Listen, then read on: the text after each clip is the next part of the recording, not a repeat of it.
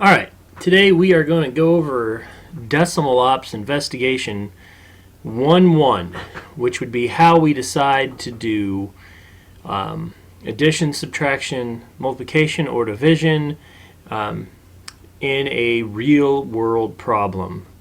So go ahead and pause the video, put the focus question down into your spiral notebook at this time, and then resume once you have that done.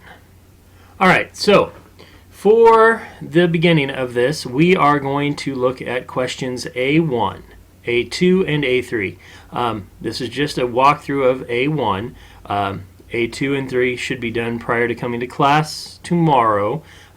So this would be just a preliminary demonstration of how you should go about solving this.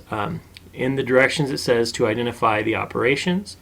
That would be addition, subtraction, multiplication, or division that you would need to answer the question. Explain how you decided to use what operation. Use mental arithmetic, a calculator, or some other method to find the exact answer, and then write a number sentence. So the explanation I'm going to keep pretty simple. You would want to write a sentence into your spiral regarding how you chose or how you determined what that would be. And then, of course, mental arithmetic or calculator just should be used for verifying the answer to the number sentence that you're going to write. All right, so let's take a look at A1. It says the world record for the women's 400-meter race is 47.6 seconds. The world record for the men's 400-meter race is 43.18 seconds. How much faster is the men's world record time than the women's world record time? All right, so let's take a look at that question. Now, notice how we have two numbers. We have the women's time at 47.6 seconds, and we have the men's time at 43.18 seconds. Okay, obviously the women's time is slower. It's a larger number, which means that they took more time. The men's number is smaller, which means that they took less time. The question says how much faster is the men's than the women's time? Okay, to me that indicates that we should have the operation of subtraction. Okay, because how much faster indicates that there is a difference between the two. So we are going to use, for A1, we are going to use subtraction to find the difference. Okay, so we want to use subtraction. Okay, subtraction, go ahead and spell that out there. All right, now the number sentence would be to put the women's time first. So 47.6 seconds minus 43.18 seconds equals T for the time. All right, so in order to solve that, we're obviously going to have to subtract. So let's go ahead and subtract.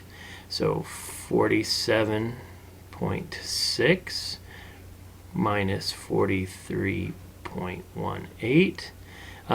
Now for this, we haven't really gone over alignment of decimals or anything like that yet, but you could, this should be a pretty easy problem. The key here would be to line up the decimals.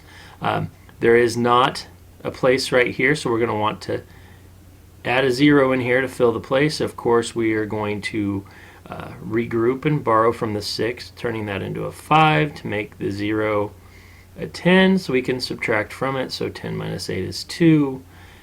5 minus 1 is 4. Bring down our decimal. 7 minus 3 is 4. And 4 minus 4 is 0.